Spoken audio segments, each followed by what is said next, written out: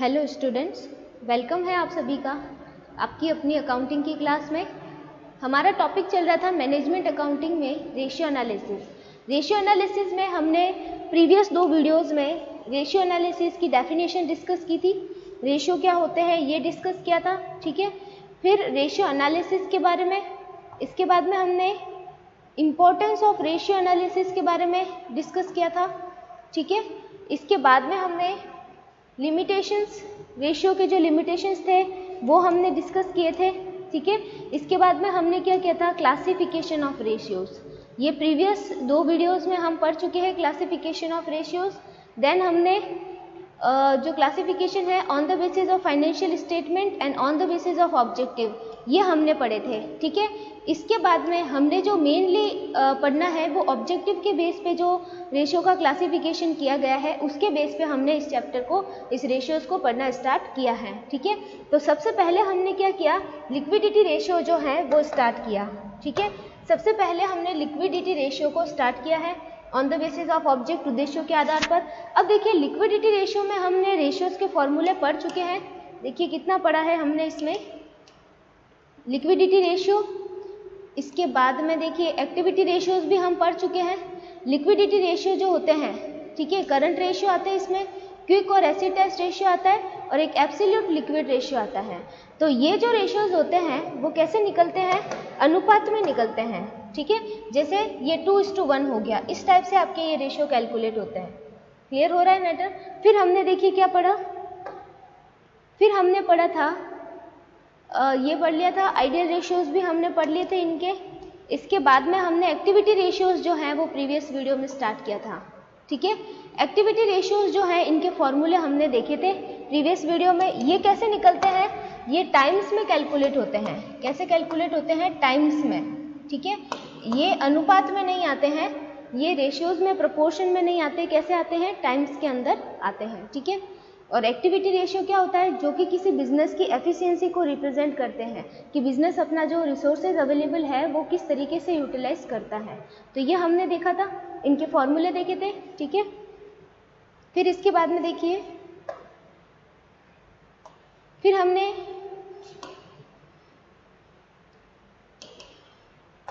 Debtor turnover ratio, average receivable, average collection period, creditor turnover ratio, ठीक है।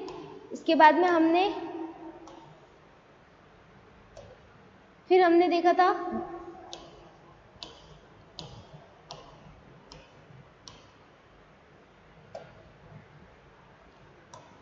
Average payment period, assets turnover ratio, fix assets turnover ratio, current assets turnover ratio, working capital turnover ratio, ठीक है। ये ratios बहुत सारे थे। और last में हमारे पास था कैपिटल एम्प्लॉयड रेशियो।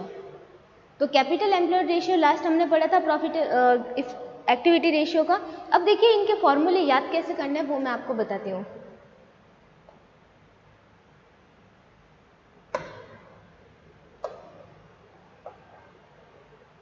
इनके फॉर्मूले देखिए एक्टिविटी रेशियोज के अंदर, इनके आपको सेट से याद करने हैं।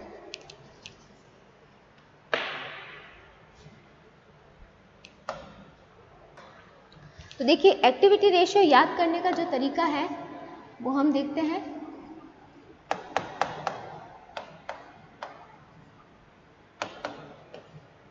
देखिए सबसे पहले जो हमने इसके अंदर पढ़ा था वो पढ़ा था stock turnover, stock turnover ratio, ठीक है। इसके बाद में हमने सेकंड क्या देखा, स्टॉक वेलोसिटी, स्टॉक वेलोसिटी, ठीक है। इसके बाद हमने थर्ड क्या देखा इसके अंदर, थर्ड हमने इसके अंदर देखा था debtor turnover ratio,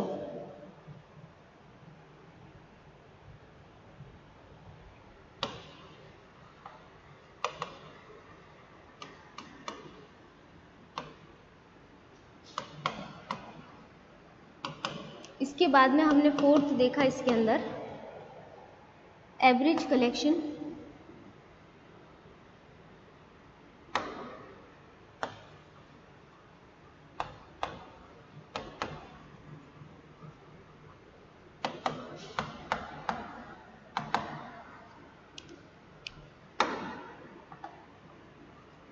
average collection period. फिर हमने देखा इसके अंदर क्रेडिटर टर्नओवर रेशियो।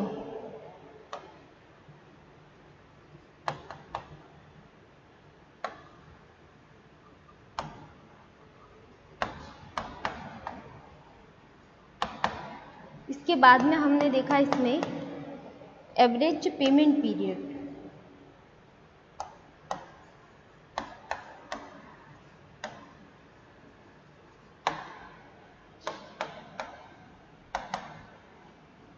इसके बाद का रेशियो था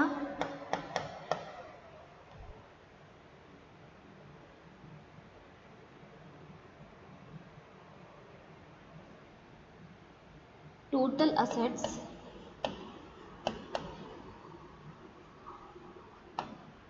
टर्नओवर रेशियो।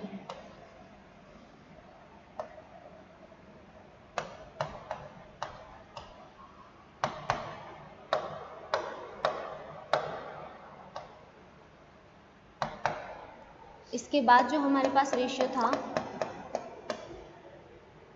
वो था fix assets turnover ratio.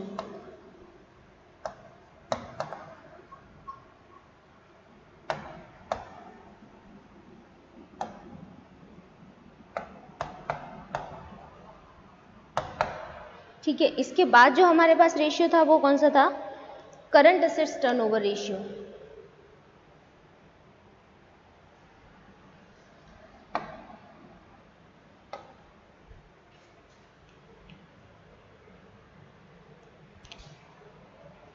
Next ratio था हमारे पास current assets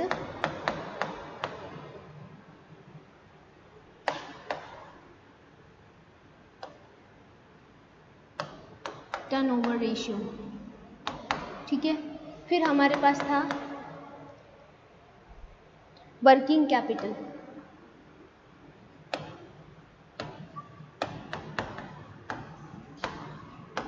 turnover ratio.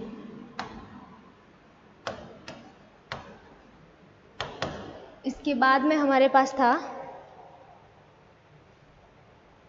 Capital employed ratio.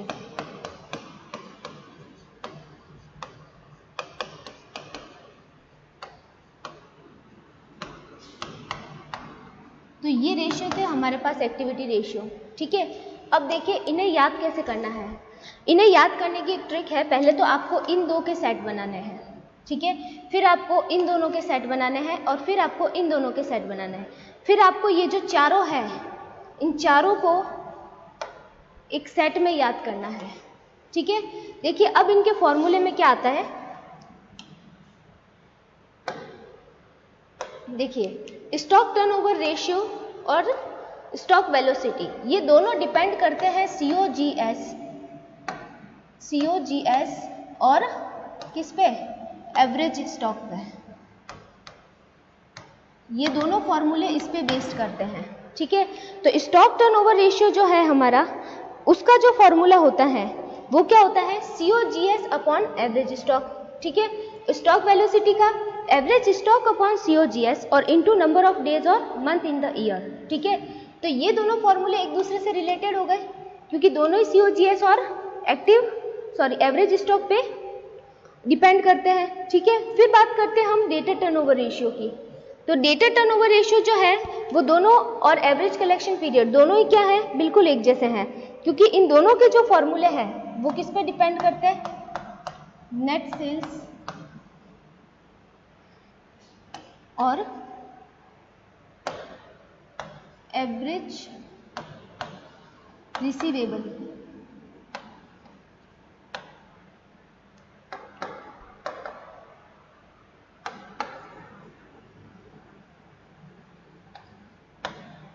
Average receivable पर। ठीक है, तो नेट सेल्स और एवरेज रिसीवेबल पर बेस्ड है दोनों। नेट सेल देखिए डेटर टर्नओवर रेशियो का फॉर्मूला क्या होगा? Net credit sales upon average receivable. ठीक है, और एवरेज कलेक्शन पीरियड का क्या होगा? Average receivable divided by net sales. ठीक है, और इनटू नंबर ऑफ डेज और मंथ इन द ईयर। तो ये दोनों एक दूसरे से रिलेटेड हो गए। फिर हम बात करते हैं क्रेडिटर टर्नओवर रेशियो। इसका जो फॉर्मूला होता है वो क्या होता है? नेट क्रेडिट परचेज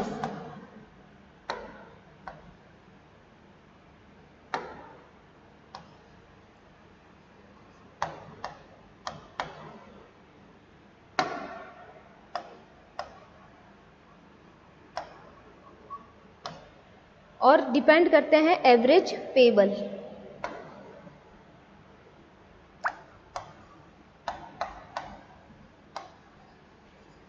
ठीक है, तो नेट क्रेडिट परचेज और एवरेज पेबल पर डिपेंड करते हैं ये दोनों। बाकी इन चारों की बात करें तो ये डिपेंड करते हैं किस पे, COGS और नेट सेल्स। ठीक है, COGS और नेट सेल्स। अब देखिए कैसा होता है, जैसे टोटल असेट्स टर्नओवर रेशियो आपसे पूछा तो COGS नेट सेल्स अपॉन में total assets.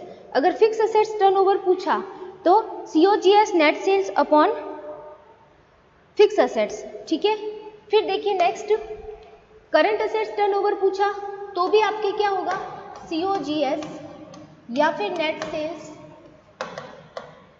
Divide by current assets. ठीक है, वर्किंग कैपिटल का पूछा तो वर्किंग कैपिटल डिवाइड में लिखनी है आपको।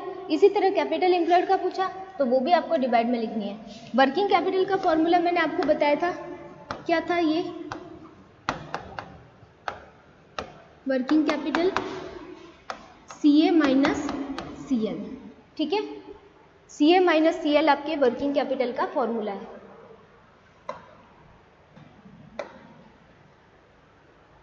इसके बाद में देखिए यहाँ तक ये हमने सब कुछ डिस्कस किया था, फॉर्मूले हम देख चुके हैं प्रीवियस वीडियो में। अगर आपने नहीं देखा है तो आप देख लीजिए और अपने नोट्स बना लीजिए। ठीक है, आज हम स्टार्ट करने वाले थे प्रॉफिटेबिलिटी रेशियो। देखिए यहाँ पे जो ये फिक्टिशियस असेट्स है इसके बारे में मैंने आपको कल बताया था प्रीवियस लेक्चर में, फिक्टिशियस असेट्स क्या होते हैं। ठीक है, ये 4 तरह के फिक्टिशियस असेट्स आपको देखने को मिल सकते हैं अपनी बैलेंस शीट में। ठीक है, फिर बात करते हैं हम प्रॉफिटेबिलिटी रेशियो के बारे में। प्रॉफिटेबिलिटी रेशियोज जो होते हैं,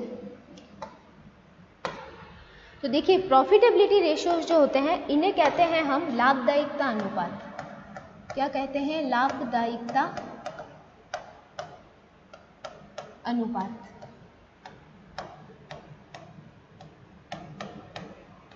लाभदायिकता अनुपात प्रॉफिटेबिलिटी रेशियोज किसी भी बिजनेस की जो प्रॉफिट की जो एबिलिटी है, मतलब जो प्रॉफिट अर्न करने की क्षमता है उसका क्या करते हैं, मेजरमेंट करते हैं। ठीक है, प्रॉफिट कितना अर्न कर सकती है कोई बिजनेस, प्रॉफिट कितना अर्न किया जा सकता है वो हम इससे क्या कर सकते हैं, कैलकुलेट कर सकते हैं। और ये बिजनेस की पूरी प्रॉफिटेबिलिटी को रिप्रेजेंट करते हैं। इसको 2 तरीके से हम कनेक्ट करके देख सकते हैं, एक तो ये सेल्स के बेस पे होते हैं और दूसरे ये किसके बेस पे होते हैं, कैपिटल के बेस पे होते हैं। ठीक है, तो सेल्स बेस की अगर हम बात करें, सबसे पहले हम बेस्ड ऑन सेल्स की बात करेंगे, विक्रय पर आधारित की।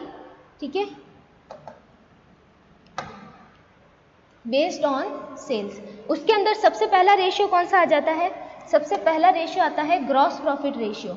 ठीक है, सबसे पहला रेशियो हमारे पास होगा ग्रॉस प्रॉफिट रेशियो, जिसे हम क्या कहते हैं, सकल लाभ अनुपात कहते हैं। ठीक है, इसका फॉर्मूला है gross profit upon net cell into 100। ठीक है, जो ग्रॉस प्रॉफिट होता है आपका उसको डिवाइडेड बाय किससे करना है, नेट सेल से करना है, तो आपका आ जाएगा ग्रॉस प्रॉफिट रेशियो। अब देखिए ग्रॉस प्रॉफिट का क्या फॉर्मूला होता है, ग्रॉस प्रॉफिट के फॉर्मूले की अगर हम बात करें तो ये देखिए, ये आपके सामने ग्रॉस प्रॉफिट का फॉर्मूला है।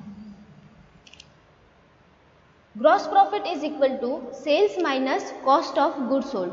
अब देखिए कॉस्ट ऑफ गुड्स सोल्ड क्या होती है, इसका फॉर्मूला हम पहले भी डिस्कस कर चुके हैं। इसका क्या फॉर्मूला होता है, COGS का, देखिए पीछे प्रीवियस में मैंने बताया था आपको, वहीं से बता देती हूँ।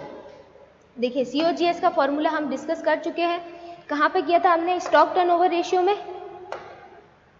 ये देखिए COGS का फॉर्मूला आपके सामने क्या है, cost of goods sold is equal to opening stock plus purchases plus direct expenses minus closing stock. ठीक है, और इसका दूसरा फॉर्मूला है सेल्स माइनस ग्रॉस प्रॉफिट। ठीक है, तो ये 2 फॉर्मूले हैं कॉस्ट ऑफ गुड्स सोल्ड के, जो कि हम पहले ही डिस्कस कर चुके हैं।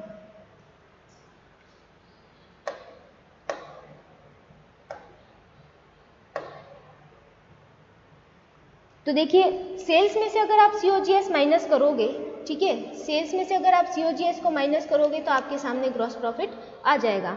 अब सेकेंड रेशियो की अगर हम बात करें तो सेकेंड रेशियो देखिए ऑपरेटिंग रेशियो। सेकेंड रेशियो आपके सामने आएगा ऑपरेटिंग रेशियो, जिसे हम क्या कहते हैं, संचालन अनुपात भी कहते हैं। इसका क्या फॉर्मूला होता है, operating cost upon net cell into 100। ठीक है, आपकी जो भी ऑपरेटिंग कॉस्ट होगी उसको आप किससे डिवाइड करोगे, नेट सेल से डिवाइड करोगे, तो वो आपके आ जाएगा ऑपरेटिंग रेशियो। अब देखिए, क्योंकि ये रेशियो क्या है, सेल्स बेस्ड है, बेस्ड ऑन सेल्स है, तो सबके अपॉन में क्या रहेगा, नेट सेल्स रहेगा, क्योंकि ये क्या है, सेल्स पर बेस्ड है। ठीक है, अब बात करते हैं कि ऑपरेटिंग कॉस्ट क्या होता है। तो देखिए, ऑपरेटिंग कॉस्ट का फॉर्मूला आपके सामने लिखा हुआ है, operating cost is equal to cost of goods sold plus operating expenses. ठीक है, आपका जो कॉस्ट ऑफ गुड्स सोल्ड होता है उसमें अगर आप ऐड कर देते हो क्या, ऑपरेटिंग एक्सपेंसेस, तो आपके सामने क्या आ जाती है, ऑपरेटिंग कॉस्ट आ जाती है। ठीक है, ये ऑपरेटिंग कॉस्ट का फॉर्मूला है। अब बात करते हैं कि ऑपरेटिंग एक्सपेंसेस क्या होता है। ये देखिए, ऑपरेटिंग एक्सपेंसेस में आपके आ जाते हैं एडमिनिस्ट्रेटिव एक्सपेंसेस, ठीक है, ऑफिस एक्सपेंसेस, सेलिंग एक्सपेंसेस और डिस्ट्रीब्यूशन एक्सपेंसेस। ठीक है, तो ये आपके ऑपरेटिंग एक्सपेंसेस कहलाते हैं। तो ये आपके ऑपरेटिंग कॉस्ट रेशियो के फॉर्मूले हैं। ठीक है, आपको ऑपरेटिंग रेशियो तो बहुत इजी है, operating cost upon net cell into 100। अब ऑपरेटिंग कॉस्ट क्या होती है उसका फॉर्मूला आपको ध्यान होना चाहिए। ये ऑपरेटिंग कॉस्ट का फॉर्मूला है और ये आपके ऑपरेटिंग एक्सपेंसेस का फॉर्मूला है। ठीक है, फिर बात करते हैं हम नेक्स्ट रेशियो की।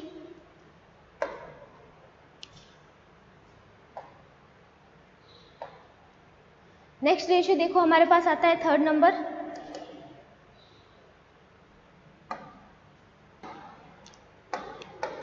थर्ड नंबर रेशियो देखिए हमारे पास कौन सा है, ऑपरेटिंग प्रॉफिट रेशियो। ठीक है, इस बार ऑपरेटिंग प्रॉफिट रेशियो आपसे पूछा गया है। ऑपरेटिंग प्रॉफिट का जो फॉर्मूला होता है, देखिए operating profit upon net cell into 100। ठीक है, अब हमें ये पता करना होगा कि ऑपरेटिंग प्रॉफिट क्या होता है। तो देखिए, ऑपरेटिंग प्रॉफिट का फॉर्मूला आपके सामने है, operating profit is equal to gross profit minus operating expenses. अब ऑपरेटिंग एक्सपेंसेस अभी मैंने आपको बताया, इसमें कौन कौन से आ जाते हैं, एडमिनिस्ट्रेशन, सेलिंग, डिस्ट्रीब्यूशन और ऑफिस एक्सपेंसेस। ठीक है, ये सब कुछ इसमें आ जाता है। तो ये आपके ऑपरेटिंग प्रॉफिट रेशियो है। इसके बाद नेक्स्ट रेशियो हमारे सामने कौन सा आता है, ऑपरेटिंग एक्सपेंसेस रेशियो। ठीक है, ये कौन सा रेशियो है, ये ऑपरेटिंग एक्सपेंसेस का नेट सेल्स पर रेशियो है। ठीक है, ऑपरेटिंग एक्सपेंसेस का नेट सेल्स पर रेशियो है। ऑपरेटिंग एक्सपेंसेस कौन से होते हैं हमने देख लिए। ठीक है, वही सेलिंग, एडमिनिस्ट्रेशन और डिस्ट्रीब्यूशन एक्सपेंसेस। ठीक है, जिसे हम एडमिनिस्ट्रेशन, ऑफिस और सेलिंग, डिस्ट्रीब्यूशन एक्सपेंसेस भी कहते हैं। अब देखिए, बात करते हैं नेक्स्ट की।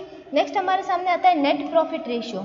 ठीक है, जो कि क्या है, net profit upon net cell into 100 है। ठीक है, तो net profit upon net cell into 100, ये इसका फॉर्मूला है। नेट प्रॉफिट तो आपको पता ही है कैसे कैलकुलेट होता है, पूरा P&L हम बनाते हैं, इसके बाद ये कैलकुलेट होता है। तो ये थे आपके based on sales. Based on sales में आपके टोटल 5 रेशियोज हैं। ठीक है, कौन कौन से, gross profit ratio, operating cost ratio, operating profit ratio, operating expenses ratio और नेट प्रॉफिट रेशियो। ये सब किस पे बेस्ड है, सेल्स पे, इसीलिए इनके सबके अपॉन में क्या आता है, सेल्स आता है। ठीक है, फिर बात करते हैं हम नेक्स्ट।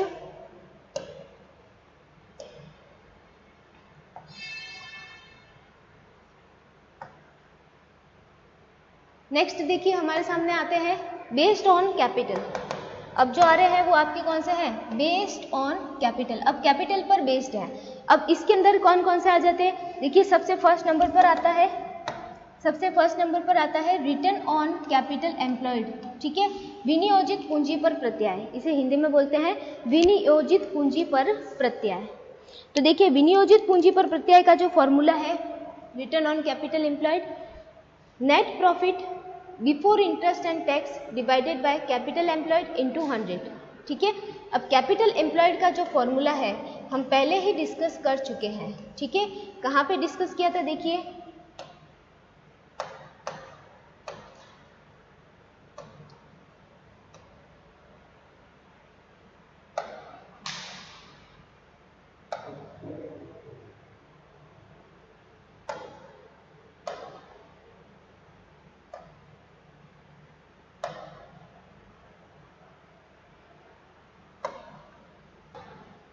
तो देखिए, ये रहा हमारे सामने कैपिटल एम्प्लॉयड का फॉर्मूला।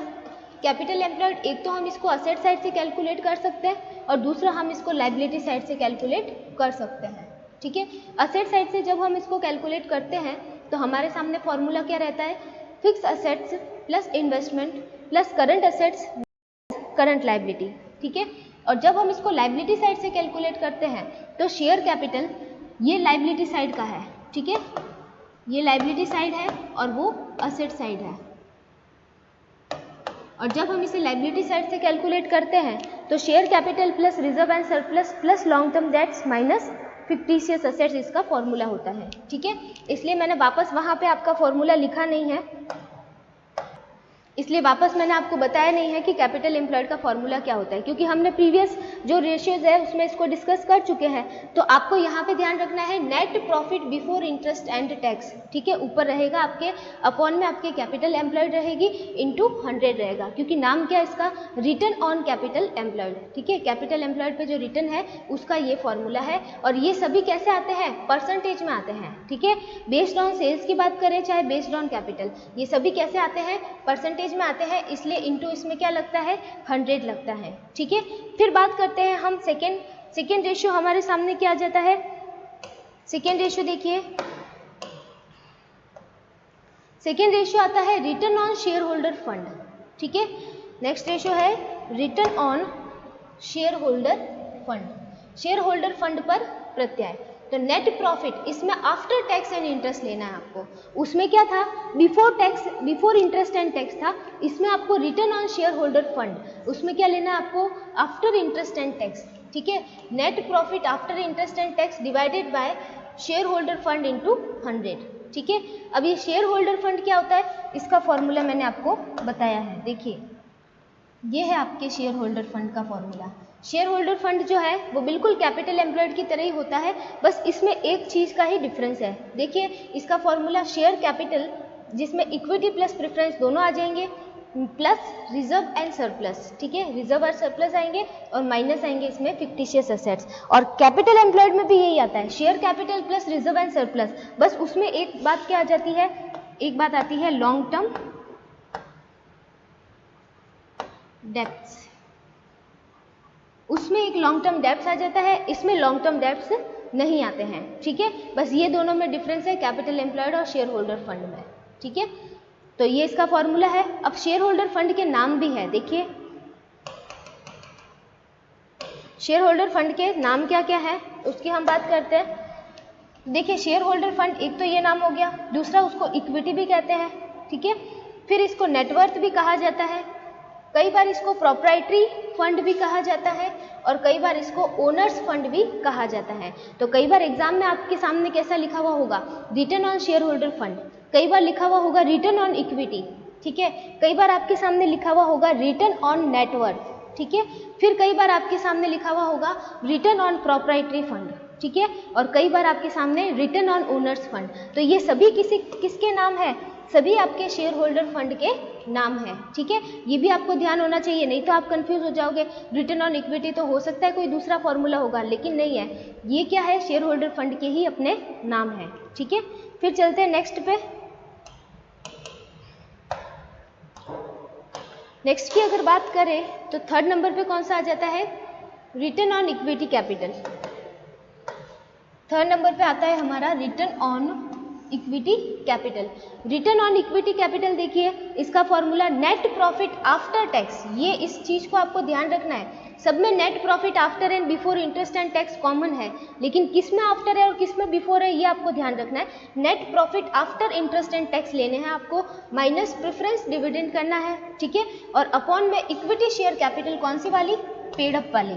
ठीक है, इक्विटी शेयर, क्योंकि नाम क्या है इसका, रिटर्न ऑन इक्विटी कैपिटल, तो आपकी जो इक्विटी कैपिटल होगी जो कि क्या होगी, पेड अप होगी, वो आपको लेनी है, इनटू करना है आपको 100। ठीक है, तो देखिए एक बार इसको ऊपर से देखते हैं, हमने बिफोर इंटरेस्ट और टैक्स बहुत बार देख लिया है, एक बार वापस देखते हैं किस में बिफोर है और किस में आफ्टर है। देखिए यहाँ से बात करें तो सबसे पहले इंटरेस्ट ऑन कैपिटल एम्प्लॉयड, जिसमें क्या था बिफोर, जिसमें क्या था आपके बिफोर।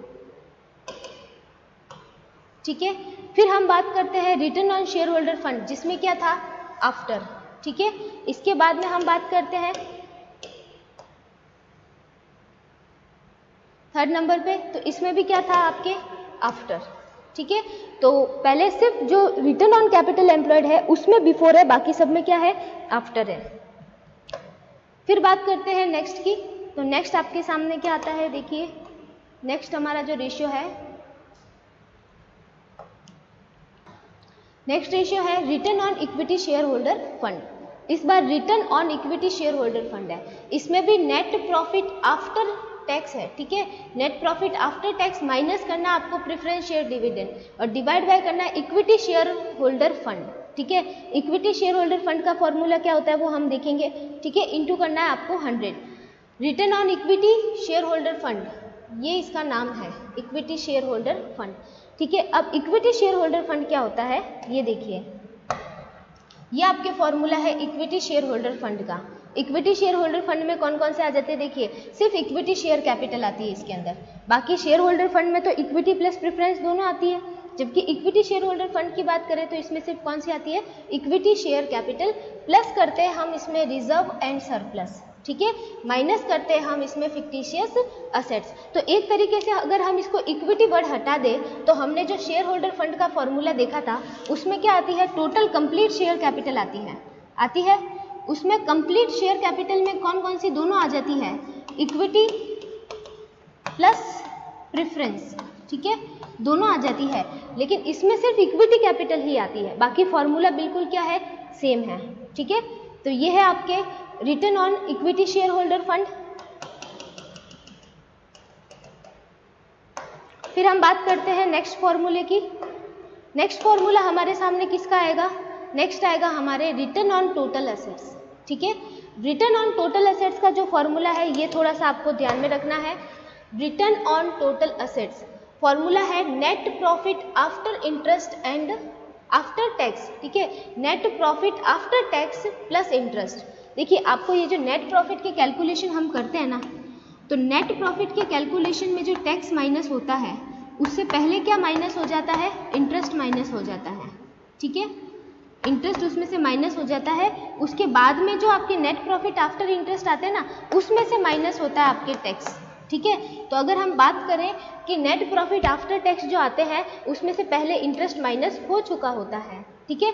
जबकि ये जो रिटर्न ऑन टोटल एसेट्स वाला फॉर्मूला है ना, इसका जो फॉर्मूला होता है वो क्या होता है, देखिए net profit after tax but before interest, ठीक है। नेट प्रॉफिट कौन सा वाला लेना है, आफ्टर टैक्स वाला लेना है बट बिफोर इंटरेस्ट लेना है, ठीक है। तो मतलब ये है कि ऐसे नेट प्रॉफिट जिसमें से टैक्स तो माइनस हो चुका हो बट इंटरेस्ट उसमें से माइनस नहीं हुआ हो, ठीक है। इसीलिए इसको इंटरेस्ट को वापस क्या करना पड़ेगा, प्लस करना पड़ेगा, ताकि हमारा कौन सा प्रॉफिट आ जाए, net profit before interest after tax वाला आ जाए, ठीक है। मतलब आफ्टर तो टैक्स होना चाहिए लेकिन बिफोर क्या होना चाहिए, इंटरेस्ट होना चाहिए, ठीक है। तो ये नेट प्रॉफिट हमारे सामने आ जाता है। तो इसमें वापस हम क्या करेंगे, देखिए टैक्स की कैलकुलेशन तब तक नहीं हो सकती जब तक कि उसमें से इंटरेस्ट को एज ए एक्सपेंसेस माइनस नहीं कर दिया जाए। आपको पता है इंटरेस्ट टैक्स के लिए अलाउेबल एक्सपेंसेस है, तो इसको माइनस कर देंगे।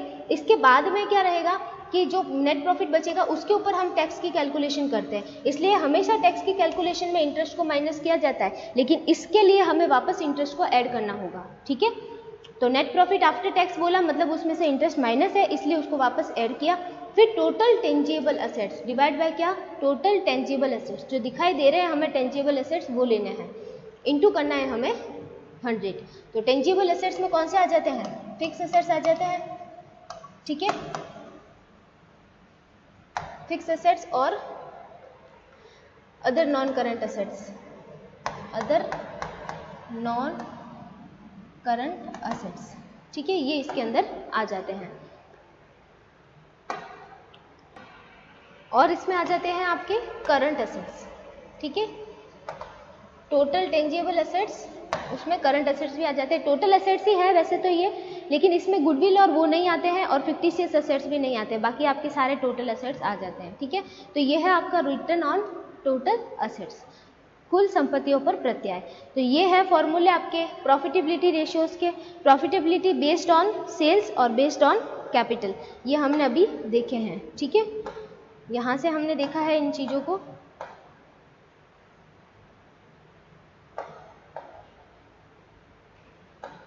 यहाँ से देखा है।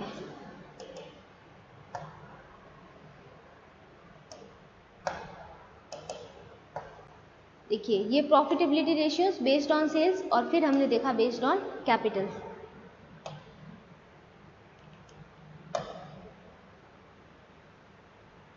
ये थे आपके बेस्ड ऑन कैपिटल। ठीक है, तो कितने बेस्ड ऑन कैपिटल है? 4 तो आपके बेस्ड ऑन कैपिटल है और 5 आपके बेस्ड ऑन